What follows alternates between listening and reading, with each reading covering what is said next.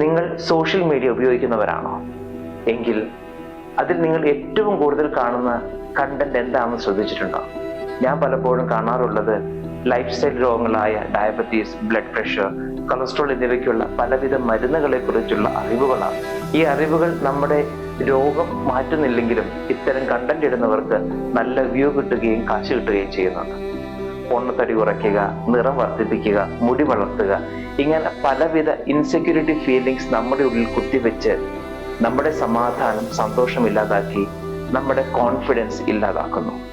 ഇത്തരത്തിലുള്ള അപകടങ്ങൾ നമ്മൾ മനസ്സിലാക്കേണ്ടതുണ്ട്.